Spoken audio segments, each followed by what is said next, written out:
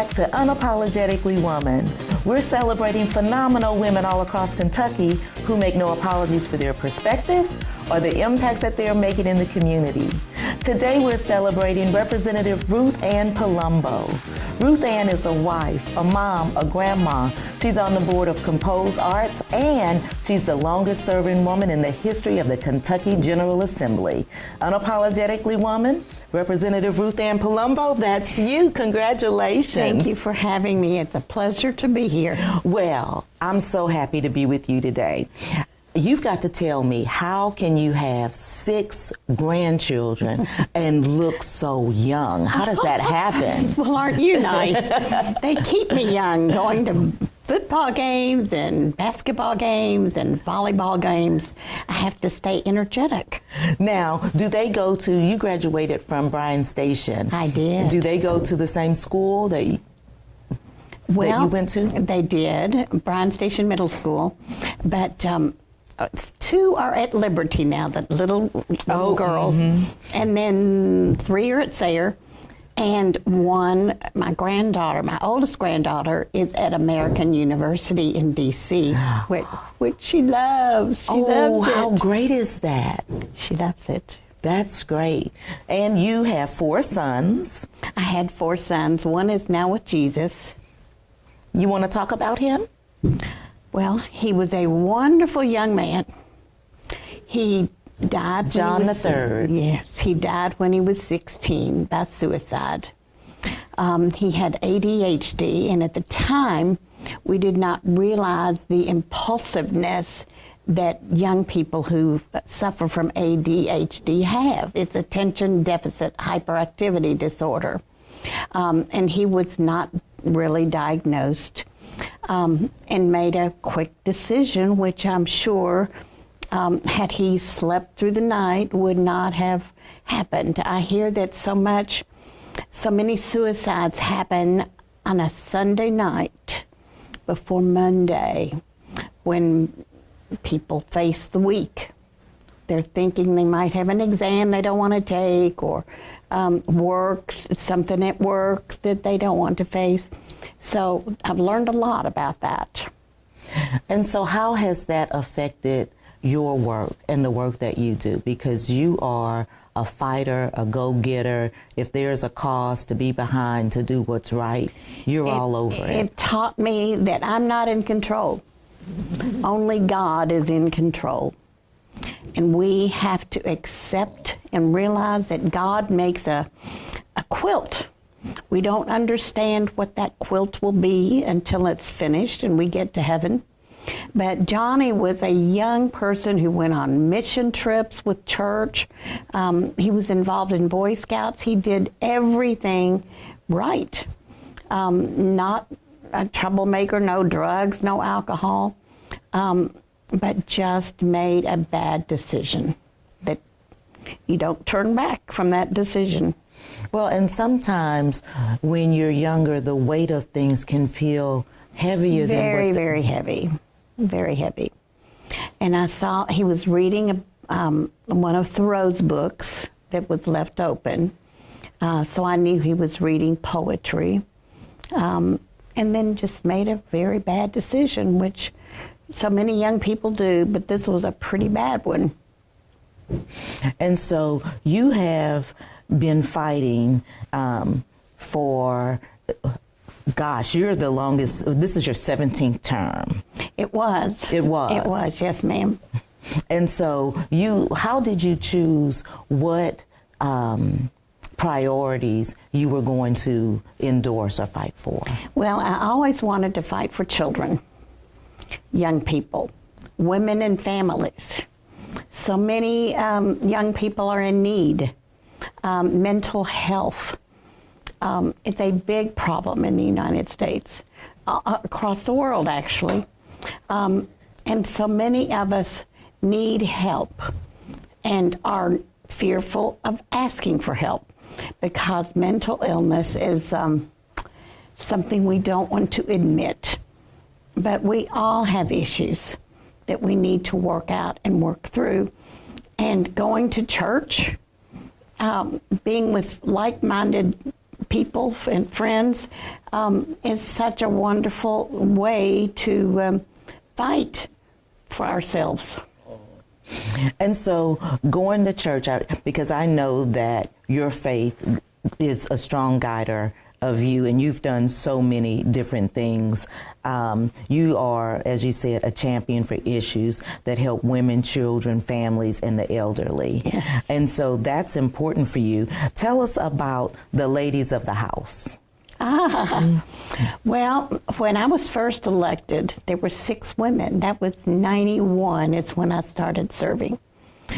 Just 6 women. I think now there are probably 33. We started a little group of women. We were standing at my desk discussing the issues for the day, and the men looked at us like, what are they up to? They must be doing something. They're scheming, they're conniving. What we were doing is trying to help each other understand what was going on for the day. And there were not really caucuses that met before session at that time. So we had our own little caucus. So you all were doing the pre-meeting before the meeting. Yes, exactly. And then it sounds like you guys were supporting each other, just being so few. Exactly. I remember one bill that was important to us was slow-pitched softball for girls, because there were no scholarships, no opportunities for fast-pitch softball. And we worked real hard to get that bill passed. Another bill that I'm so proud of was the Women's Health Act of 1998. What we did was we called all of the wives of men legislators. So the women were doing what they needed to do. Yes. And I even, and this required mastectomy. After a mastectomy, cosmetic surgery had not been covered. It really wasn't cosmetic. I mean, when you've had a mastectomy, that is not cosmetic surgery, but it had been considered that up until that point. So we required insurance companies to pay for that surgery, that what they considered cosmetic, and women certainly knew it was not cosmetic. We had that included in smoking cessation and various things in that piece of legislation. And I remember when I was debating it on the floor, a couple men came up to me and said, you know this is going to pass, so why don't you all stop talking? Well, the gall of them. So not only is it traumatic when you hear that you have to have a mastectomy, yes. The idea of hearing that you're not going to be able to get back to a place where you feel good about yourself, that's hard. Exactly. It's what a lot of women think is so important, which it really isn't as part of the body, but many women think they are not full if they don't have the breasts. Mm-hmm. And, you know, making women feel, you know, a lot of the everyday life is about what you feel and how you feel about yourself. Yes. It is. And so that was a great thing for you. Self-esteem. Self-esteem means a lot. It sure does. But you didn't stop there. You were also appointed to the Child Sex Abuse Panel. Oh, yes. Well, I heard from someone in my district whose wife had been sexually abused. I didn't even know what sex abuse was when I was first elected. I mean, I just couldn't imagine such a thing. But again, a constituent called. And so I met with them and started learning a little bit more about it, and met with the Attorney General to talk about establishing a child sex abuse task force, which we did, and I was fortunate enough to serve on it. It is such a terrible, terrible, traumatic ordeal for a child to go through this. I just cannot imagine. And again, so many children grow up they become adults and only remember it as an adult because they put it out of their minds. It's so traumatic. Wow. So glad that you were able, to make a difference in that work too. But you also work with adult abuse and that registry. Yes. If you hire a caregiver for a loved one, you want to make sure that that caregiver will treat your loved one with love and kindness. And we didn't have such a thing.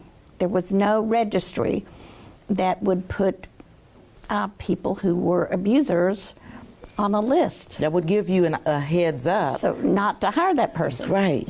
So I was able to get that passed, yes. You have done so many incredible things, but you didn't stop there. We would be here 1,800 hours if we were talking about all of the things that you have done. But you also stepped in to co-sponsor a bill to help save lives in schools. The AED bill. Actually, we started with it in middle and high schools. I did not realize that elementary students could have heart failure. It just never occurred to me. So the first bill we passed included it in high schools and middle schools. Then the next year, I guess that was last year, we included elementary schools. And the governor put in his budget $25 million to make sure that every school had these AEDs. We included them not only near the gymnasium, but an AED had to be accessible on the football field, wherever students gathered, be it a golf tournament, because it needed to be available. And I got a call from a colleague who thanked us. I worked with Kim Moser on this. It was a very bipartisan piece of legislation. And a colleague called us to say we saved a life at a Clark County middle school because had there not been an AED, that child would have died. And that, when you save a life, that means a lot.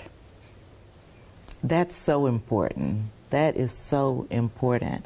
I'm glad that, you were able to be a part of that, and that family, I would think would, I don't even know if they know that you sponsored the bill, co-sponsored the bill. And that is not what's important.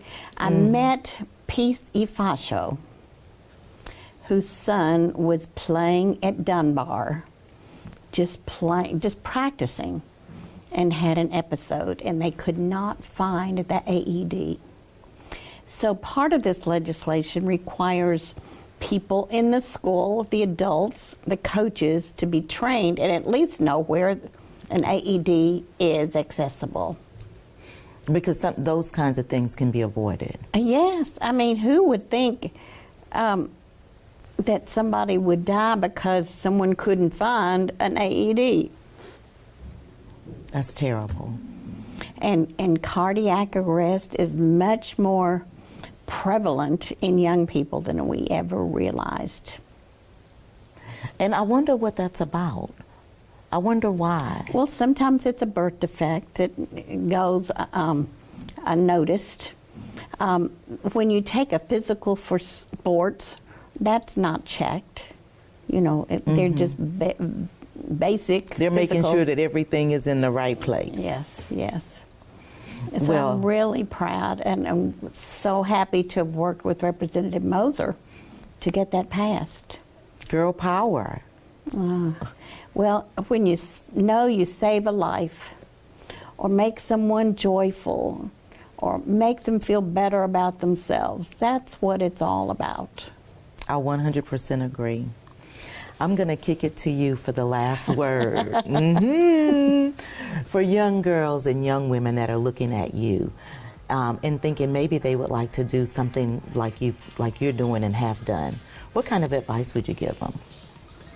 Well, work hard in your community, get to know people and what their needs are, And don't give up. Work hard, be caring, stay in touch with people to know what is important in your community and in your state and in your world. And keep it up and go for it. That's it. Thank you so much. You're very welcome. You guys continue to watch as we celebrate other phenomenal women just like Ruth Ann on Unapologetically Woman. We'll see you soon.